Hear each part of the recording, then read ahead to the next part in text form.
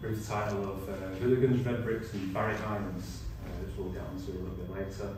I've managed to sneak the draft copy of the book published, so we'll get onto that bit probably towards the end. He came into the room like a green-eyed alien, getting the teacher's attention over everybody else. We were still giving Johnny his birthday digs, 14 each. Gabby Bennett had the police round last night. Said she got a chase down Arthur Street. Today we'll be discussing what Charlotte did to her hair and why Jack hadn't spoke to her yet. If you'd like to open your books, turn to page £4.55, Aldi around the corner 2 nights a week. We sat and listened to Mr. Bramley interrupt Jasmine, telling her mate she's about to be an auntie and a new sister. They don't know who her mum's new mister is, but Jasmine could think about that, stood outside where Pythagoras was left to die. So, on to my first sort of act of endurance. My first real education, if you like, came not particularly from state school, where which was a phrase which I didn't particularly actually use when I was a kid. It just seems to be the school you went to, the high school. Once I went to university at the University of Sheffield, I didn't do A levels, so I just did like a transition course over to going straight to university, if you like. It was the first time I ever came across public and private school students where they still kind of tend to be a thorn in my side to this day, and that was the first kind of act of endurance I was having to come across. I assumed that going to university would be the kind of the elite, right? You've attained your educational achievement to a certain standard that you believe that once you get there, you to be accepted. It's not to say that I weren't accepted by friends. I made friends eventually, got into my own circles eventually, but it was the first time that I ever came across a sort of subtle recognition that I wasn't quite where I was supposed to be. The system, if you like, as sort of radical as that would sound, the system was kind of built for me not to be there at all. I didn't realise until I got there.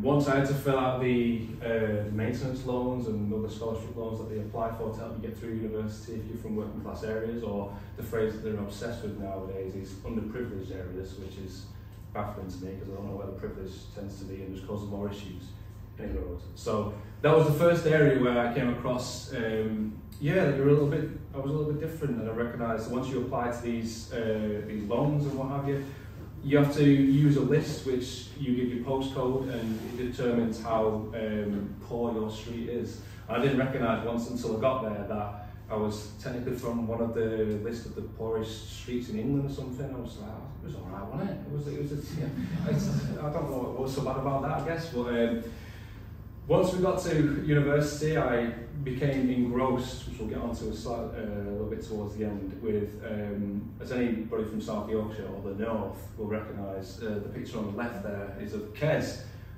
As any sort of Northern footballing father will know, the famous football scene there was drilled into me as a child. But it was only once I got to university that I recognised the writer Barry Hines. I became obsessed with him. He's my literary obsession still to this day.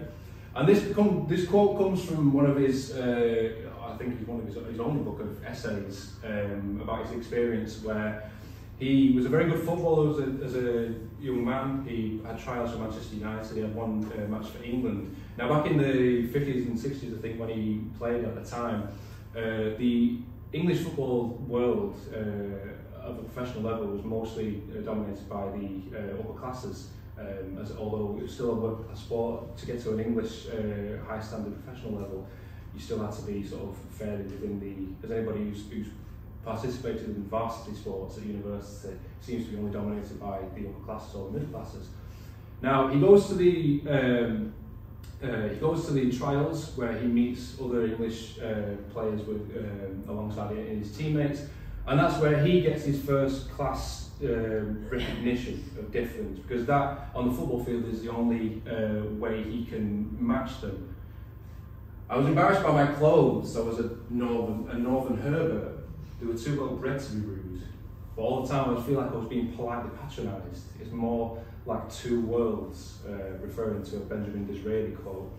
And that was the first moment in my endurance as a writer where I thought, he gets it. That's the first time I read it. This is what exactly I'm feeling once I got to university, is that I had these conversations, which we'll move on to slightly in a second, where I didn't quite feel much of anything equal, which sounds daft to say, because I have nothing really that is, what would you say, like, that I have to complain about. I'm a straight white man, northern exactly, I've just got a bit of an accent and from a bit of a poor area. So surely I should be able to fit as much as anything else, I suppose. But it still sort of grinds to this day, which we'll move on, I think, to the next slide here, which becomes one of the, I think one of my favourite poems in this collection. Scarf, which comes again from a quote from Barry Hines. They were so articulate and so assured, they had a collective air of massive superiority that staggered me, and suddenly I didn't want to talk. Above my bedroom door frame, I keep it pinned across the wall, 3 generations kept warm, crossed round the chest, up under the chin, now stared at each night in my red brick dorm. I wore that scarf carelessly around campus on the way to study Ord, Plath and Keats, thinking if, in January, would there be any transfers to suit our new formation of 4-3-3? Would these stuffy types awkwardly clear their throats too once they heard accents like mine discuss Everton's chances on Monday night at Ellen Road? If I could stand the pretense, I would. Next to bugger all that's changed in the time since. Old mustachioed gents calling the shots, remolded into pudge-faced youths who hint that shin pads should never be used by the educated lot. They were mostly hooligans in our year, rest not much better. The veil fully taken off on prestigious grounds where Blair's children are reared into believing it was politically good to clear out the rot. From town hall budgets or youth centres, you take your pick. I'll still wear my scarf though, comforted by blue and white, determined to fight away latent homesick feelings, back stood straight with working class pride. So that comes from the title of this slide, where again is something that when we're speaking, I suppose, on the theme of endurance, the thing that kind of got me. So within the first year or so, maybe the first year and a half, I was thinking, I'm not supposed to be here. This is wrong. This is something. At some point, I think many working class students will have the same feeling of you're in a lecture and you just think someone's going to go sort of like, what you do, out you go. You know, you're the cleaner, aren't you? You're not supposed to be here. And this kind of kept on to me for a long time until I met eventually Lectures and Friends, which helped along with that. But the quote on the top of this, hooligans, comes from, it was after a seminar we just done. I did study English literature.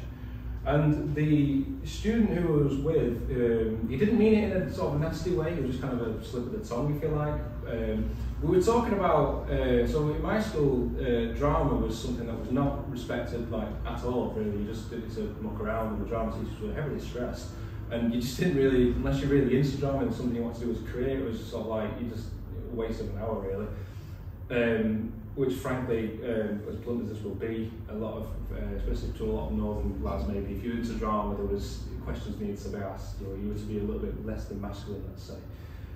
So I was explaining this to him that I never really was too interested in theatre at university. It was just maybe we were interested in writing something maybe, but nothing amongst that. Up until 15 years old maybe, all I ever did was football, going to Wednesday matches, playing football on Sundays, playing midweek, watching as much as I can on TV. That's the only thing I was kind of obsessed with, right?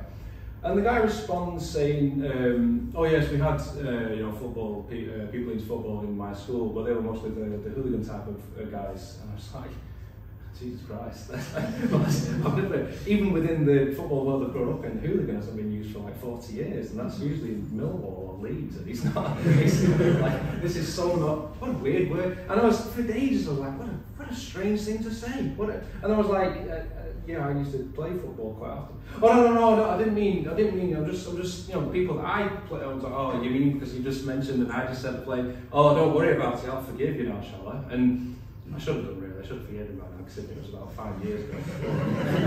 But it was similar. I think it's a healthy frustration or fire to have. Anger is probably the wrong word, because that can turn to bitterness. But realising that I'm in this area where I'll never quite be so, accepted in that regard. We just had the same seminar. We were studying the same level. We're taking the same exams. But this guy had been brought up in that kind of post-Tony Blair, Brown era of Jeremy Kyle and Shameless and Benidorm, if you like. And the only time this guy will have ever seen anybody with an accent vaguely similar to mine is the people who will have no teeth on Jeremy Kyle and those ruffians. And if someone very middle class can shout at someone loud enough, they'll just change their life around. And that frustrated me still to this day. It will never leave me.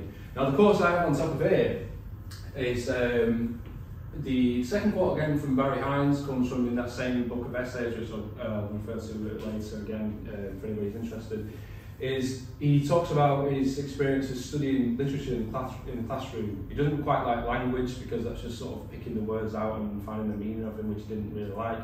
But the idea of studying Jane Eyre types, polishing the silver, if you like, didn't really mean anything to him. He was obsessed with comic books as a child. He didn't really read his first novel. That was on the Animal Farm until he was about 21. It was all too posh for me, and I resented it. I felt I was being imposed upon by middle-class teachers in a middle-class institution, glorifying middle-class values. I wanted to read about a world I could identify with, where people had to work for a living. Nobody seemed to work in literature. And again, reading that, it was like, God, it clicked. I could not be bothered reading these. It was a bit of a lie when it came to my seminars. Have you read everything for this week? And you're like, yeah, of course I have. About who the daughter's going to marry off, and is he a rich man? And I was like, he's kind of almost a small-minded thing to think of it, essentially, because it's a story that someone will care about. But I just can't. I will never meet anybody that would do that, you know. However, once we'll get on to Saturday night, Sunday morning, and lyrics of Arctic Monkeys, if you like, that's and also the clicker that got to me. So this hooligans quote is something that I'm also sort of working towards. It's something that I haven't publicly kind of announced yet. I'm working on a collection of essays which we changed the word hooligans to scallies, because that's also kind of intermixed with it. Is how, if you want to be perceived like that, I'm going to show you what Scally thinks and what Scally writes at this kind of educated level, if you like. Now, that endurance will still simmer to this day. It's, like I said, to move away from the word of anger and keep a fire within inside you, because we do need, if you like, in a symbolic level, a level of fire to keep us going. And it will kind of lead us towards this last part of this slide, is the Richard Hoggart quote. Now, he wrote a groundbreaking book in his late 50s, The Uses of Literacy, Aspects of Working Class. Now, the first third of the book describes the roles of working class life in a minute detail that wasn't quite done as much, I think, at that time until George Orwell a few decades earlier. Now, at this quote, he basically writes about what is called the scholarship boy, whereas if you were to be a working class child, like an intelligent child, you're only ever brought up he's bright, or he's got some brains, or he'll do well. And the more you come into that education, do what you were kind of told to do, and to like excel in your academic achievements, the less you are in the working class world. But you'll never be quite middle class, and this is why this quote kind of comes into, and actually the endurance that is focused upon knowing that you've got to achieve your goals, which you know you are capable of doing, but also whilst you do that, you leave a part of you behind, which you'll never quite get back again, and you'll never quite be the other thing. He has left his class, at least in spirit, by being in certain ways unusual, and he is still unusual in the other class, too tense and overwhelmed. Which, to be fair, whenever I do meet middle class people, I still get quite uncomfortable about it. He's usually ill at ease with the middle classes because with one side of himself, he does not want them to accept him. He mistrusts or even despises them. With one part of himself, he admires much he finds in them. With another part of himself, he develops an asperity towards that world. It's there's a phrase in university that you seem that every seminar use, liminal space. You're never one or the other. You're always kind of mixed in between there. And even to this day, now, I was speaking with Em before, who was saying about the endurance, I'm having, as an aside to this, creatively speaking, issues with my landlord. For 2 years now, I've been battling him to do his job. Like, that is the same kind of thing, is that having to speak to people who have the power to change something, but they only speak in the language of the middle class, and you've got to try and change it, whereas I naturally would go into perhaps a pub where I grew up and say, listen mate, sort it out. It doesn't quite work out over a telephone or email, you know. We'll move on, see what's like.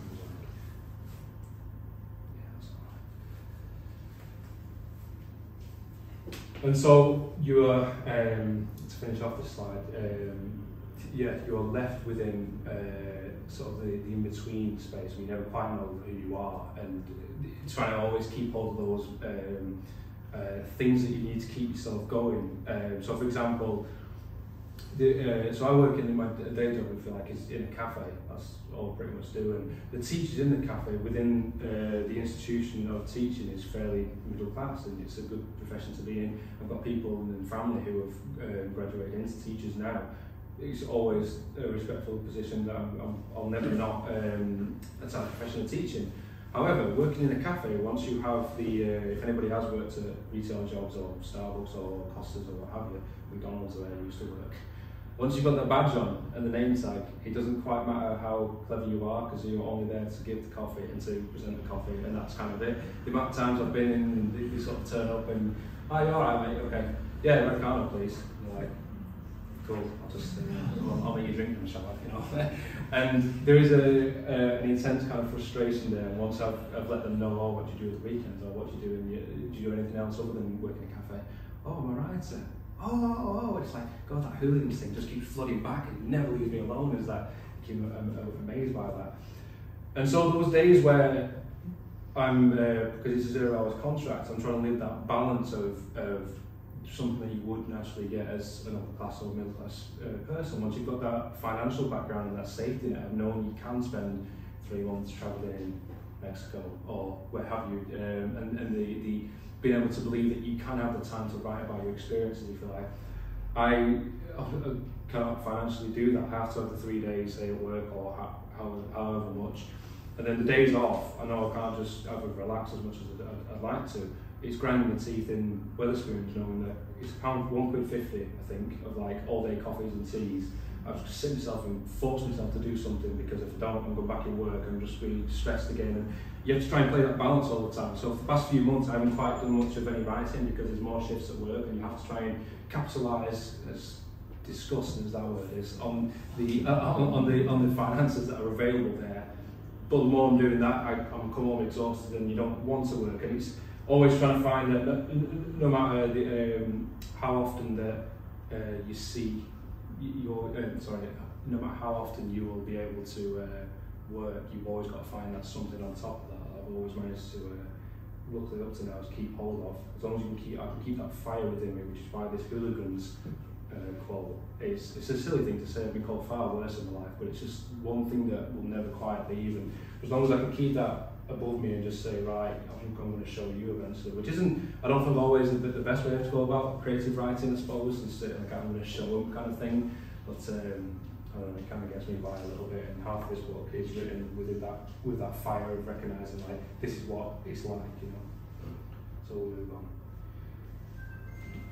They sat still and dominating, a radical beast in their 80s prime, echoing songs of solidarity, strife 80, and 20 odd years worth of Sheffield grime. I always wanted to hold them to see if those shoes fit me that same way. Didn't tell you not to go in there. I could never tell him what I wanted to say, because sometimes we were simply silly boys. Blue touch paper tempered like molten steel, he'd cast, his patience fading through tones of his voice. I'd have let you see him if you'd have asked. Those words still ripple on tides of shame, gorging a croissant with a cappuccino, wondering if other working class lads think the same. One day, might we have a pair of our own? That's no more poetry now, so I'll leave that well alone. So coming to sort of the last part of this presentation, this talk, if you like, it was fairly rapid. But it does actually tie in, so you know, it's all coming together.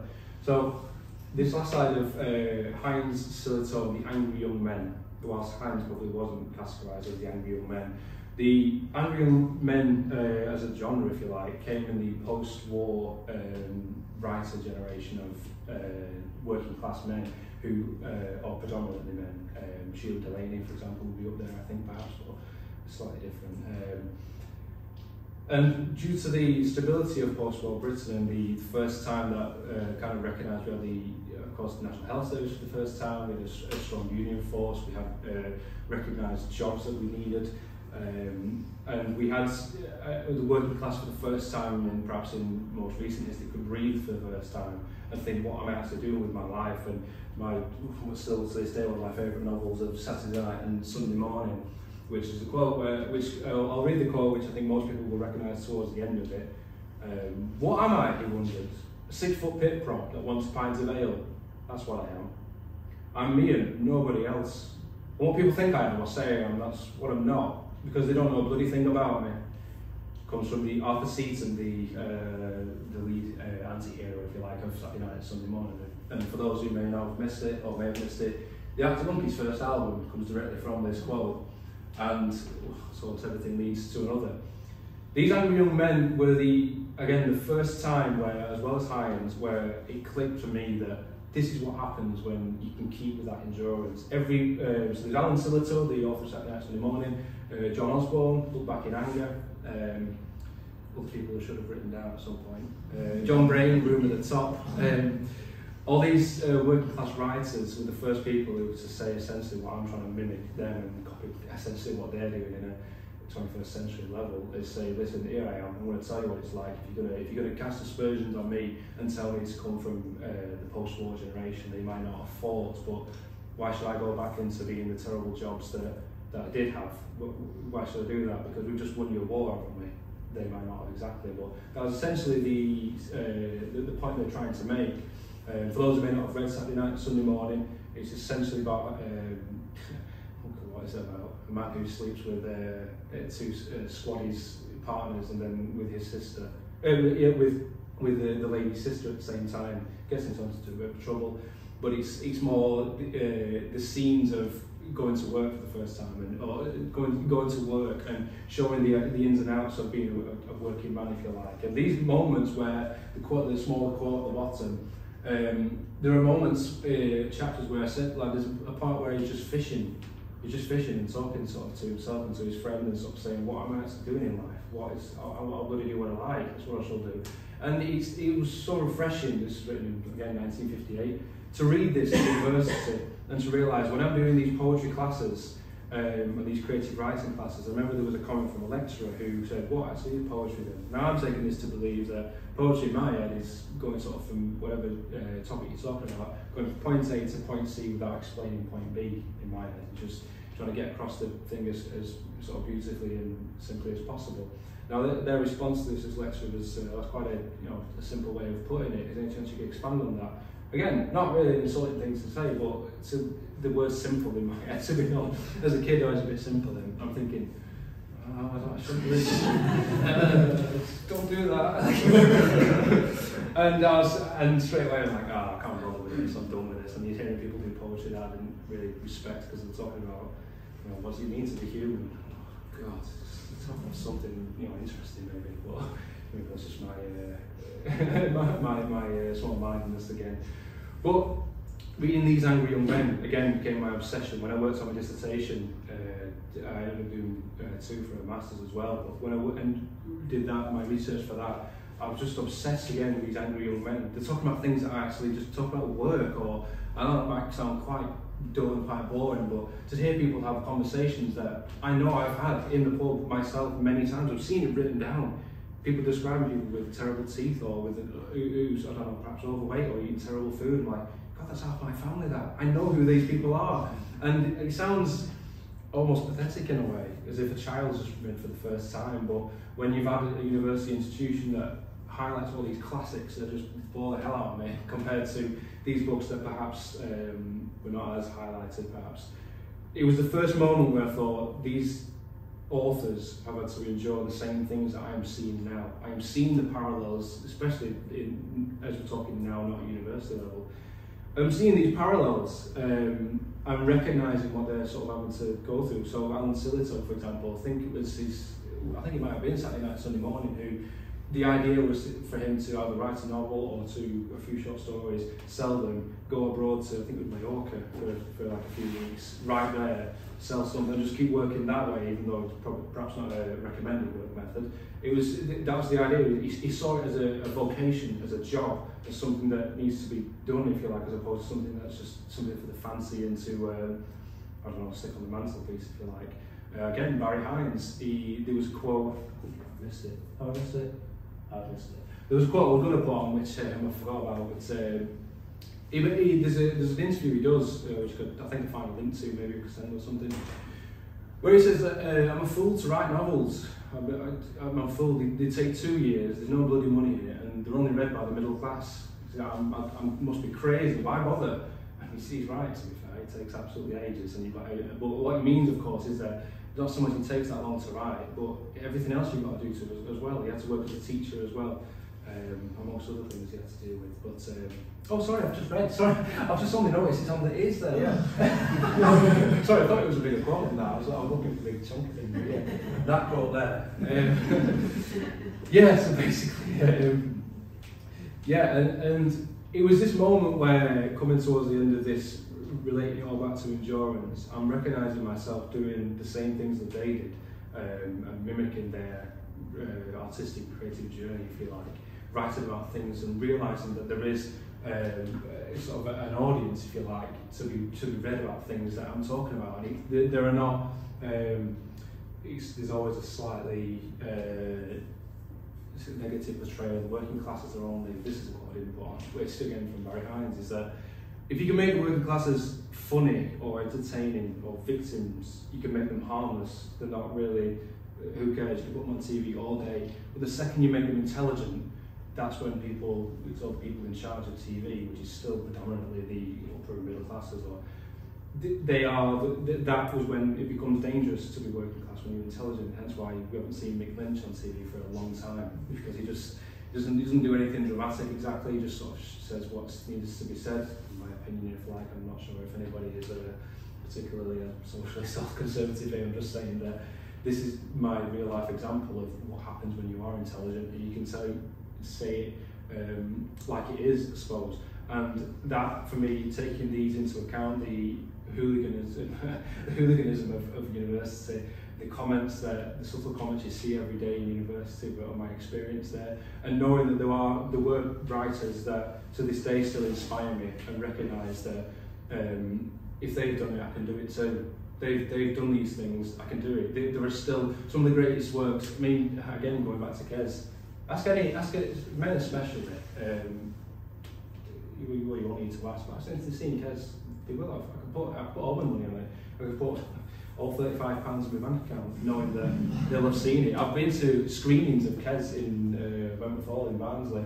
I've seen grown men cry, and you can guarantee they've all seen it before, because it's on a big screen, and it's even more like intense because it's on a big screen. Right at the end, and you think, you're crying. These are fellas who could rip a cow in half. You know what I mean? Like huge fellas crying at Kes, and it's like, if that can prove to me that everything Hines did, and Slitto, and Delaney, and John Brains, and Osborne's, and those writers I aspire to so much, if that can still mean something to people nowadays, granted we don't live in the late 60s anymore, and we don't, grammar schools aren't as important as they perhaps used to be, it means he's for something, I think, and it means that the enjoyment is something that I'll never give up to this day. It's something that I'll always continue to do, and I think that's pretty much it. So,